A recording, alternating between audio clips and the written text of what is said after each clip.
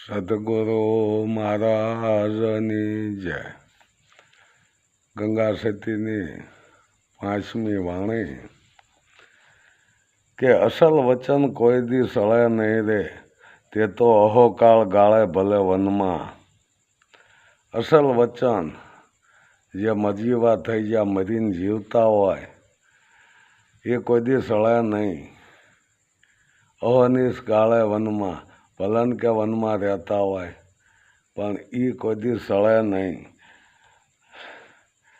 સદગુરુ વચનમાં પરિપૂર્ણ સમજ્યા તેને અહભાવ આવે નહીં મનમાં. જે અસલ વચન જેમ છે એમ એ અસલ વચન કહેવાય. જેમ છે એમ સમજી ગયા એને અહોનિશ અહમભાવ, કોઈ દી અહમભાવ એને મનમાં આવતો નથી. ભાઈ રે શરીર પડે પણ વચન ચૂકે નહીં. ગુરુજીના વેશ્યા તે તો વેસાય.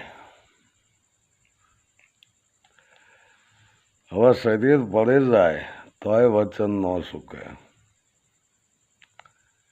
શરીર પડી ગયા પછી તો કાંઈ કરવાનું રહેતું નથી. એવા સુરા થઈ ગયા, મરજીવા થઈ ગયા કે ભલે શરીર પડી જતું પણ જે વચન ચૂકે નહીં. ગુરુજીના વેશ્યા વેસાય.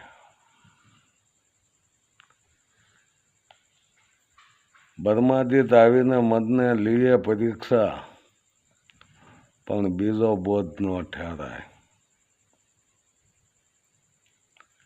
બર્મા જેવા ભલન આવીને પરીક્ષા લે પણ પછી આને બીજો બોધ ઠેરાય નહીં. નક્કી થઈ જશે, એકાકાર થઈ જશે, એને પછી બીજું દેખાય નહીં.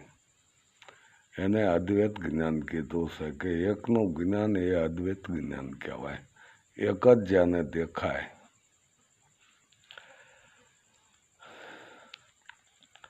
ભાઈ રે મરજીવા થઈને કાયમ રમવું પાનબાઈ, વચન પાળવું સાંગો પાંગ. મરજીવા થઈને કાયમ રમવું, મરજીવા થઈ કાયમ રહેવું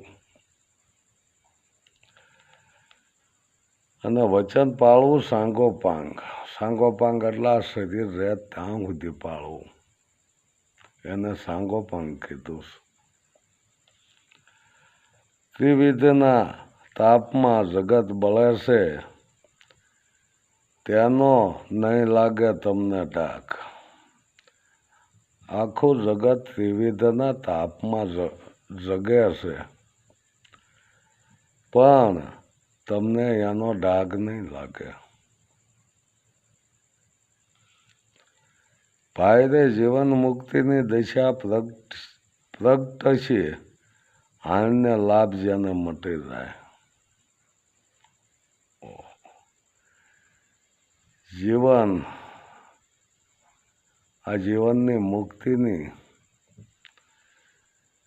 દશા જ્યારે પ્રગટ થાય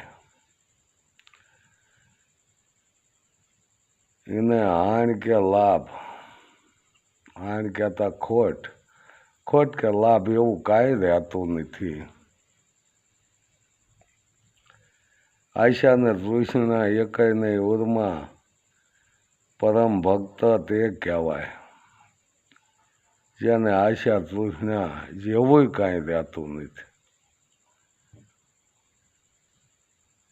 આશા તો કહેશે મરે નહીં, પણ જેને આશા તૃષ્ણા જેવું રહેતું નથી. આશા તૃષ્ણા તરસ, જેને કોઈ જાતની તરસ રહેતી નથી. તૃપ્ત થઈ જાય એને કોઈ જાતની તરસ રહેતી નથી. આવા બની જાય છે.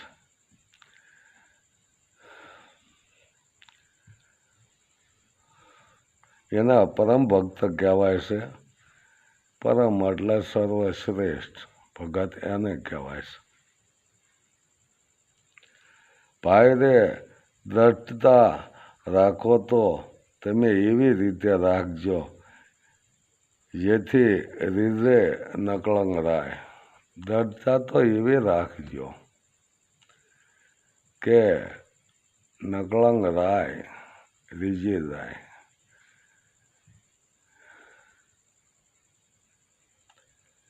ગંગા સતી એમ બોલ્યા, તેના નહીં માયા કીધી સાંઈ. માયા તો નથી લાગતી, પણ માયાની સાયા એને પડતી નથી. કેવી ગંગા સતીની વાત, કેવો અનુભવ હોય છે. સદગુરુ મહારાજની જય.